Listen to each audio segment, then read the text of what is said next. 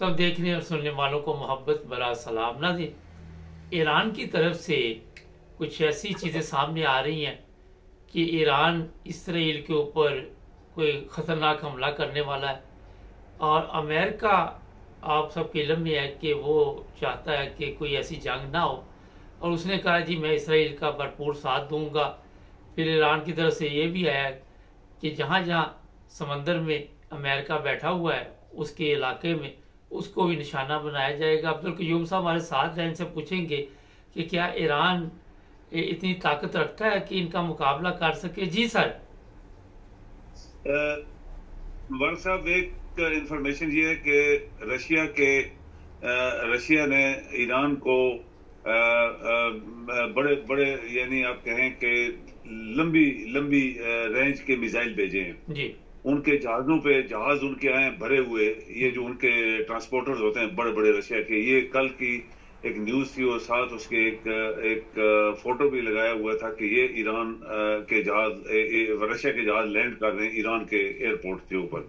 अभी जो ईरान की पोजीशन है, ईरान की बड़ी बेइज्जती हुई है दुनिया के सामने। ये तो आपको पता है कि एक मुल्क के अंदर एक वीवीआईपी आदमी था, वो छोटा मोटा आदमी नहीं था, वो उन्हीं की रिस्पेक्ट के लिए वहां पे आया और उसको जो एक चीज मुबारक साहब इधर एक और क्लियर मैं करता जाऊं, ये देखें ये बाहर से अटैक नहीं हुआ था मुबारक साहब जी। कभी भी इसराइल कोई मिसाइल मार के ड्रोन वहां से नहीं फेंक सकता, इतना दूर है। नंबर 2, बॉर्डरों के ऊपर ईरान की जो फौज लगी हुई है वो तो ट्रेस कर सकती हैं कि वहां पे चारों तरफ उनके मिसाइल ट्रेसिंग या बाकी एनिमी जहाज ये सब ट्रेस कर सकते हैं और उनको कैच भी कर सकते हैं, उनको उनके ऊपर अटैक भी कर सकते हैं। ये इंटरनली जैसे पहले साइंसदानों को मरवाया गया और जनरल्स को मरवाया गया, ये सब इंटरनल काम हुआ है क्योंकि इसराइल के बहुत सारे लोग ईरान के अंदर घुसे हुए हैं और उनको एजेंट या ईरान के लोग एजेंट बन गए इसराइल के और वो उसके कहने के ऊपर सब कुछ कर रहे हैं। तो ये जो लेटेस्ट इंफॉर्मेशन है वो यही है कि ईरान के अंदर से इसराइल के एजेंटों ने अटैक किया, एक खास मखसूस जगह उनको पता थी और बाकी साथ वाले कमरों को नुकसान नहीं हुआ। ऊपर वाले बिल्डिंग का एक ही कमरा टूटा, वो कहते हैं इसके ऊपर एक और क्या कहते हैं आमा का बंदा रह रहा था, उसको कुछ नहीं हुआ। तो ये जो अंदर ईरान के अंदर जो जासूसी का एक नेट है बाहर के मुल्कों का, ये उससे उसको नुकसान हुआ है। और आज की खबर ये थी कि बहुत सारे लोग ईरान की जो आर्मी है उन्होंने कंट्रोल ले लिया है कि हम खुद इंक्वायरी करेंगे। उन्होंने बहुत सारे बंदे पकड़ लिए हैं जो इस चीज में इन्वॉल्व हैं। अभी देखिए ईरान की जो बेइज्जती हुई है मुबारक साहब दुनिया की नजरों में, उसका वो अपना इजाला जरूर करेगा क्योंकि वो उसके बयानात से पता लगता है कि हमारा मेहमान हमारे मुल्क के अंदर अगर कोई ताकत उसको मारेगी तो ये हमारे ऊपर अटैक है। ईरान के ऊपर अटैक का मतलब है कि हम उसका जवाब जरूर देंगे और बड़ा सख्त जवाब देंगे। और अभी ये जो मैंने आपसे इंफॉर्मेशन शेयर की है कि रशिया ने उनको बड़े लॉन्ग रेंज मिसाइल भेजे हैं बाई जहाजों पे और वो ईरान के हैंड ओवर कर दिए गए हैं कि ये मिसाइल तुम मारो स्ट्रेटेजिक के ऊपर या बाकी जो तुम्हारे टारगेट्स हैं।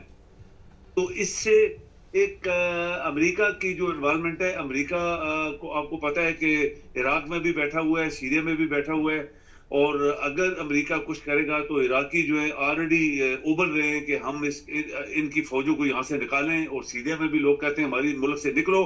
और मिडिल ईस्ट के जो बाकी ममालिक हैं, आपको पता है सऊदीया हो गया या दुबई हो गया या ये अमान शन जो उर्दन शुर्दन है, ये सारे न्यूट्रलाइज्ड लोग हैं, ये दबे हुए हैं। और ये पहले भी ईरान ने जब अटैक किया था तो बहुत सारे इसके ड्रोन और मिसाइल इन्होंने रोके थे तीनों मुल्कों ने। और अभी जो मिसाइल हैं ये इस तरह के मिसाइल हैं कि उनको कोई रोक नहीं पाएगा। ये रशियन ने इनको दिए हैं और अलग ऐलान दिए हैं। 2 बड़े जहाज उसके कल लैंड हुए हैं और उसके ऊपर से ये मिसाइल उतार रहे थे। एक फोटो एक इमेज दिखा रही थी एक इंफॉर्मेशन जो है चैनल। तो इससे ये होगा कि ईरान अभी करेगा, रशिया इसके साथ है, रशिया ने इसको पीछे से बैकअप किया है कि तुम करो, मैं तुम्हारे साथ हूं, अगर अमेरिका इन्वॉल्व हुआ तो मैं तुम्हारी मदद करूंगा। सर ये बताइए कि मेरे पास भी आपने जो इतला बताई वही है कि इसमें कुछ ये भी इतला है कोई ईरानी भी साथ मिले हुए हैं जो भी ये काम डाला गया है। मगर इतने लोग ईरान के अभी तक कत्ल हुए, ईरान के पास से चलो जी 2 प्लेन आ गए, 3 प्लेन आ गए, ये जो मिसाइल है, मगर दूसरी तरफ इसराइल के पास तो काफी भारी असला है, एटमी असला भी है, सब कुछ मौजूद है। तो ईरान के साथ मुसलमान ममालिक भी साथ नहीं दे रहे, तो उसके बावजूद आप समझते हैं कि ईरान को कोई फायदा होगा? ईरान करेगा जरूर, ये मैं आपको बताऊं मुबारक साहब, एक बात तो आप नोट कर लेंगे, ईरान जरूर अटैक करेगा, उसका जवाब देगा, ये कंफर्म्ड है। नंबर 2, अभी देखें इसराइल के पास बेशक एटम बम हूं या ना हूं, बल्कि मैं आपसे ये भी इंफॉर्मेशन शेयर करूंगा कि एक तबसरा नगार ने जो लाइव टीवी के ऊपर बयान दे रहा था, उसने बोला था कि इनके पास कोई एटमी मिसाइल नहीं है, ना एटम बम है, ये अमेरिका ने उसको दिए हुए हैं कि अगर तुम्हारे ऊपर अटैक हुआ तो मैं तुम्हें अपने एटमी बम और ये चीजें देता हूं अपनी तुम्हारी सिक्योरिटी के लिए। इन्होंने खुद बनाया नहीं आज तक, इन्होंने, आपको पता ही है, आज तक इन्होंने कोई धमाका नहीं किया इसराइल ने आज तक, अलग जिस तरह पाकिस्तान ने किया या इंडिया ने किया या चाइना या रशिया करते हैं, इन्होंने कोई नहीं किया।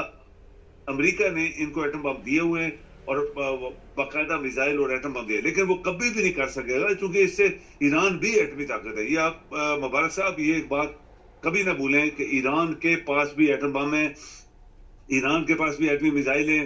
ये बहुत सारी यूरोपियन और अमेरिकन अदारों ने कंफर्म किया है और इंडियन ने भी कंफर्म किया है कि ईरान के पास सब कुछ है।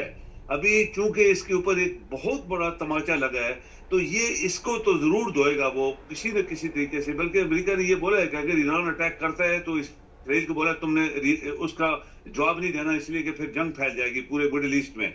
और इसका मतलब है कि अमेरिका को भी पता है कि ईरान जो है वो अटैक करेगा, और ईरान अटैक अभी छोटे मोटे हथियारों से नहीं करेगा।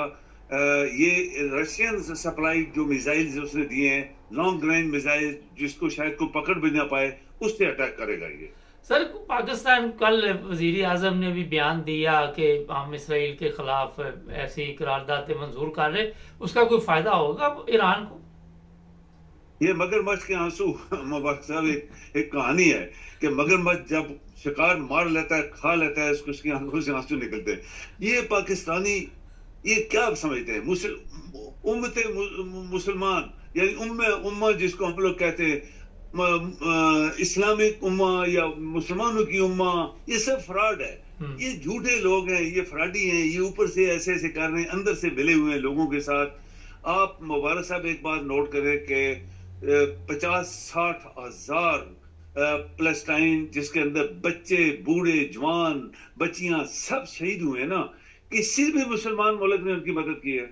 आप देखें, आपने एक फौज बनाई थी मुसलमान मुल्कों ने 57 मुल्क की, और एक बंदा वहां पैसे खा रहा है, पाकिस्तान का जनरल आरामखोर वहां बैठा हुआ है सऊदीया में, और उसकी फौज का कमांडर बना हुआ। अब बताएं कि जब इतनी दुनिया मारेगी वहां पे, उनका खाना पीना, बिल्डिंगें सब खत्म हो गई, वो यतीम क्या होते हैं जी? आप तो ये तो अफ्रीका की भी जो सिचुएशन थी, वहां पे जंगे हुई हैं तो लोगों की नहीं है जितनी आज वहां पे गाजा में।